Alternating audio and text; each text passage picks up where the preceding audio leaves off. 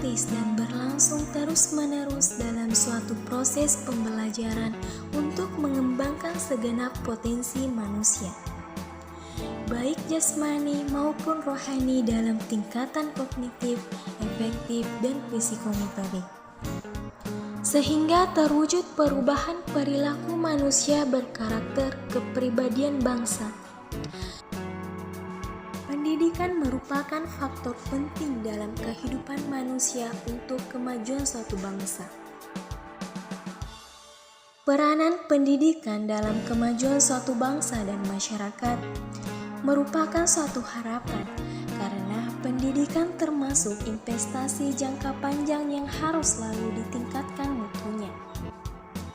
Jika mutu pendidikan rendah, maka akan berdampak pada ketidaktepatan investasi pendidikan, bahkan dapat pula menimbulkan masalah sosial baru ke depannya.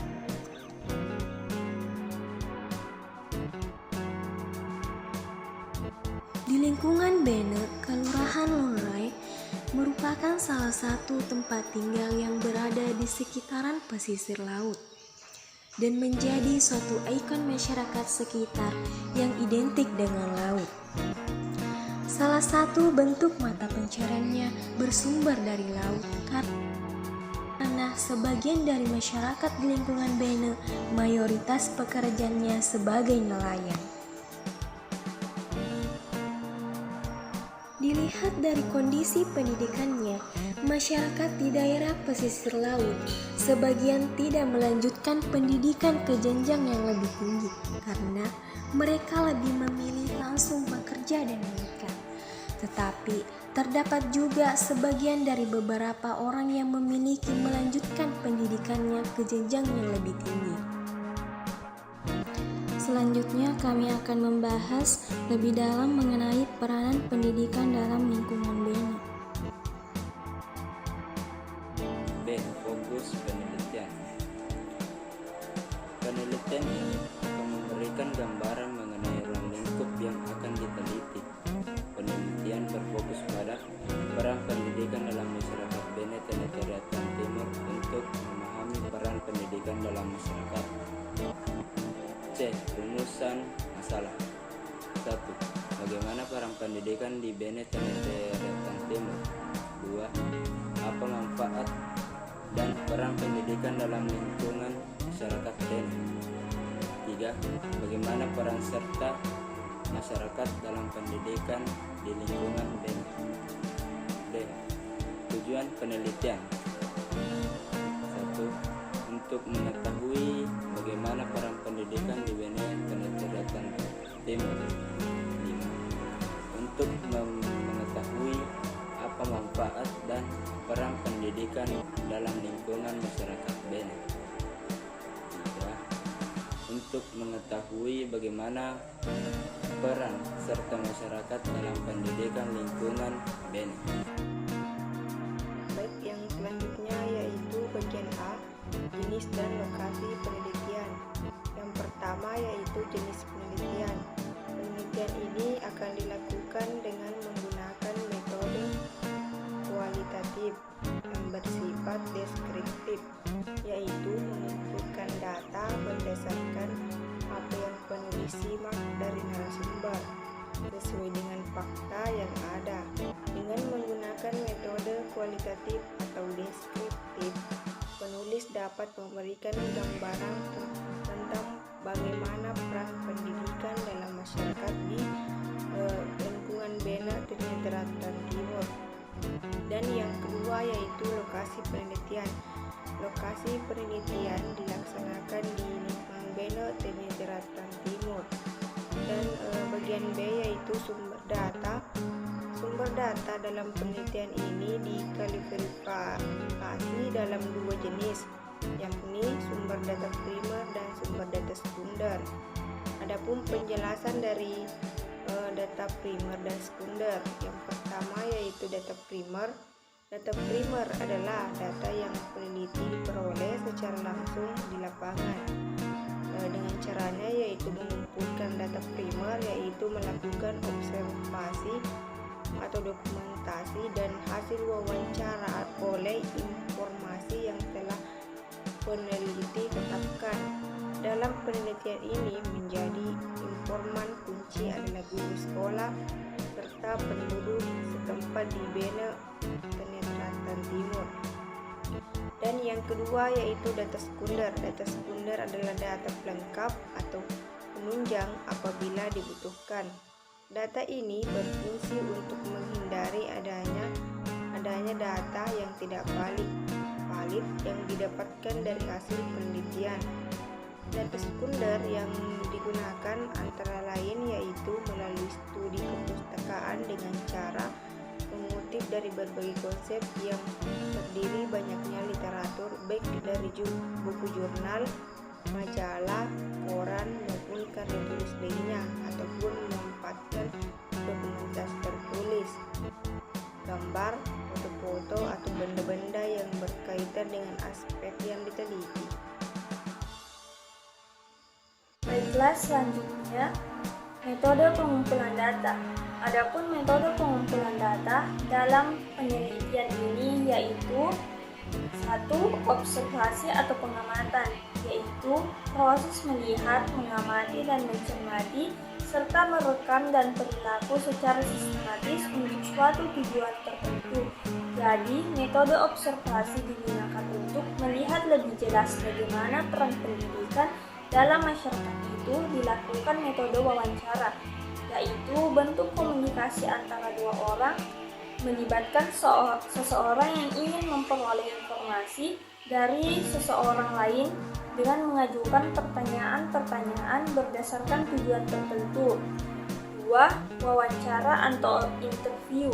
Wawancara adalah metode pengumpulan data secara langsung dengan cara mengadakan tanya jawab kepada informasi untuk menggali jawaban lebih dalam dan mencatat jawaban dari yang diwawancarai yang terdiri atas berbagai lapisan masyarakat untuk mendapatkan informasi yang lebih mendalam dan lebih akurat. 3. Dokumentasi. Dokumentasi merupakan metode pengumpulan data dengan cara menghimpun dan menganalisis yang tertulis, gambar, dan lain yang berkaitan dengan aspek yang diteliti untuk memperoleh data-data. 4. Library research adalah pengumpulan data dengan cara mengumpulkan semua literatur seperti buku ataupun tulisan-tulisan yang berkaitan dengan pembahasan penelitian. Selanjutnya, instrumen penelitian. Adapun instrumen yang digunakan adalah tulisan, pedoman wawancara atau pertanyaan, dan handphone. Instrumen pengumpulan data yang digunakan penulis harus sesuai dengan metode pengumpulan data. Penulis menggunakan metode pengumpulan data observasi, maka instrumen yang digunakan adalah pedoman observasi. Pedoman wawancara sebagai petunjuk atau pengaruh pertanyaan kepada informasi terkait dengan penelitian. Handphone berfungsi untuk memotret saat melakukan wawancara dan merekam saat melakukan wawancara karena terkadang peneliti tidak mampu mengingat semua data-data disampaikan oleh informasi. Selanjutnya yaitu teknik pengolahan dan analisis data.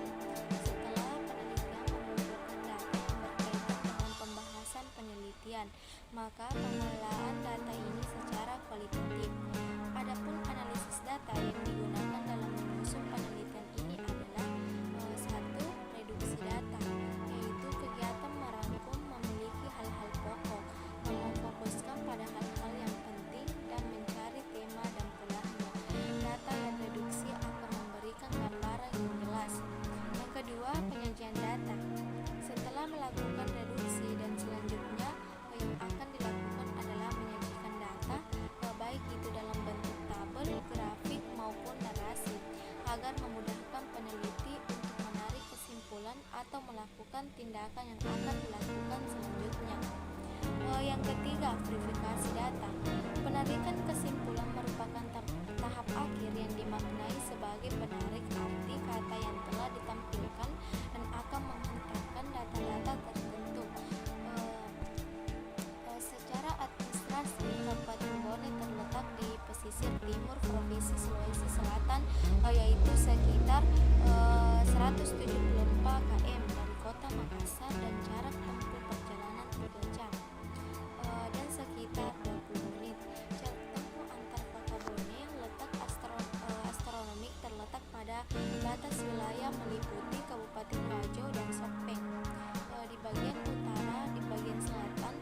berbatasan dengan Sinjai dan Goa. Sebelah barat berbatasan langsung dengan Teluk Bone atau Samudra Bugis dan Watubanga, Provinsi Sulawesi Tenggara. Daerah Bone merupakan daerah yang beriklim sedang dengan kelembaban udara yang berkisaratakan 95% sampai 99% dengan temperatur yang berkisar 26 sampai 430 pada periode April hingga September. Bertiup angin timur yang membawa hujan dan sebaliknya pada bulan Oktober hingga Maret bertiup angin barat yang membuat Kabupaten Bone mengalami musim kemarau. Dusun Bone merupakan salah satu dari 4 lingkungan yang ada di wilayah Kelurahan Lonrai, dan secara tipologi wilayah terbentang dan memanjang dari selatan ke utara dengan luas wilayah 2,5 km dengan batas-batas wilayah sebagai berikut. Sebelah utara Kelurahan Teluk Bone, sebelah selatan Kelurahan Celuk, sebelah barat Kelurahan Toro, sebelah timur Bajoe. Secara administrasi, lingkungan Bone terbagi menjadi 7 RT yang masing-masing RT dikepalai oleh ketua RT berdasarkan hasil pemutakhiran data tahun 2016 bahwa jumlah penduduk Kelurahan Lonrai tercatat sebanyak 6.341 jiwa yang terdiri dari 3.148 jiwa laki-laki dan 3.149 jiwa perempuan. Di sisi lain, jumlah kepala keluarga 1.736 kakak selanjutnya. Kecamatan Tanete Riatang Timur adalah salah satu kecamatan yang ada di Kabupaten Bone. Daerah ini berada di sebelah timur dari kota Watambone dan berjarak 13 km dari pusat ibu kota Watambone. Kecamatan Tanete Riatang Timur ini terdiri dari 8 kelurahan desa. Mata pencaharian masyarakatnya yaitu rata-rata sebagian nelayan atau pelaut dan petani, sebagian lagi pengusaha atau ada pula yang bekerja di instansi pemerintah baik yang negeri maupun swasta. Pendidikan di Bene Tanete Riatang Timur, yaitu kesadaran atas pendidikan di Dusun Bene masih sangat perlu dikembangkan atau ditingkatkan sehingga kesadaran masyarakat di lingkungan Bene sadar akan betapa pentingnya pendidikan itu. Berdasarkan hasil wawancara kami pada salah satu tenaga pendidik di sekolah SD Impres Lonrai Bone di Dusun Bene, Kelurahan Lonrai, Kecamatan Tanete Riatang Timur, yaitu Ibu Apriani SPD dan Ibu Warnida SPD. Beliau sama-sama mengatakan bahwa pendidikan di Dusun Bene masih sangat perlu ditingkatkan kesadaran terkait dengan pentingnya pendidikan, terutama mulai dari sekolah dasar. Di Dusun Bene ternyata tingginya angka putus sekolah disebabkan karena kesadaran terhadap anak dan orang tua yang sangat minim. Bahkan masih ada yang belum sama sekali mengenal yang namanya pendidikan, termasuk pernikahan dini. Menurut salah satu warga masyarakat di Dusun Bene, yaitu Ibu Yeseng, mengatakan menyekolahkan atau tidak menyekolahkan anak mereka sama saja akan mendapatkan pekerjaan, karena di sana mayoritasnya sebagai nelayan pasti akan mendapatkan uang. Kemudian kenapa alasan mereka tidak sekolah, padahal di Dusun Bene kalau masalah akses pendidikan semuanya lengkap dan semuanya berdekatan, jadi tidak ada alasan untuk tidak menyekolahkan anaknya. Cuman karena cara berpikir warga di Dusun Bene kurang akan pentingnya pendidikan, padahal mindset tersebut tidak bisa dirubah. Adapun peran dan manfaat pendidikan di Bene. Sebelum saya membahas lebih lanjut, di sini saya akan menampilkan klip video dokumentasi wawancara kami dengan salah satu warga. Ini video dokumentasi kami saat menuju ke rumah warga di pesisiran. Dan ini Ibu Rara, warga yang diwawancarai. Hasil wawancara kami dengan salah satu warga yang bernama Ibu Rara, beliau mengatakan bahwa dari segi perekonomian, pendidikan tidaklah begitu berperan. Karena warga di sana memiliki penghasilan yang besar atau bahkan hidup berkecukupan, tetapi mereka tidak pernah berpendidikan atau tidak pernah mengenal pendidikan sama sekali. Dan dari hasil penelitian kami pun menemukan bahwa anak-anak di daerah pesisir, khususnya di lingkungan Bene, itu sudah memiliki penghasilan sendiri dengan cara mereka membantu para nelayan, dan kemudian mereka diberikan sebuah insentif atau sebuah upah yang sehingga pada akhirnya mereka nyaman dengan aktivitas tersebut dan kemudian mengabaikan sekolahnya. Dan pada umumnya anak-anak di luar sana itu tidak berpendidikan karena terkendala secara finansial, tetapi lain ceritanya dengan orang-orang di lingkungan Bene. Mereka secara finansial itu berkecukupan untuk melanjutkan pendidikannya, tetapi mereka yang tidak berpendidikan karena adanya mindset berpikir yang tidak baik. Dan ada pun sisi positif yang terlihat di lingkungan masyarakat Bene, yaitu pada saat misalnya ada kegiatan gotong royong, kerja bakti, sosialisasi bansos, mereka sangat berantusias untuk berpartisipasi pada kegiatan-kegiatan tersebut.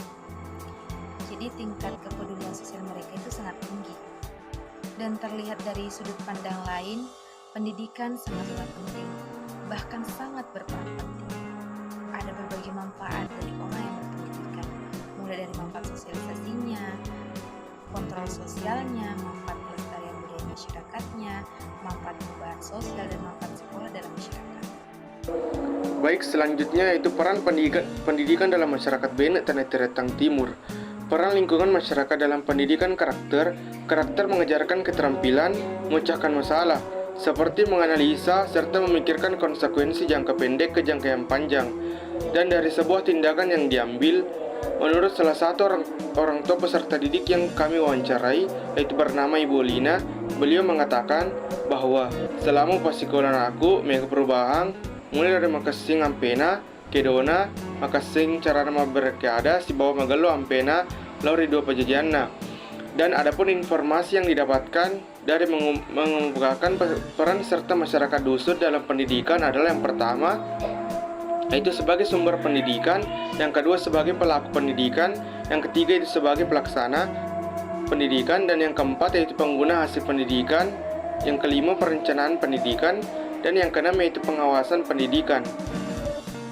Baik, sebagai kesimpulan, proyek ini diharapkan dapat memberikan manfaat dalam mengetahui peran pendidikan dalam masyarakat di lingkungan Bene.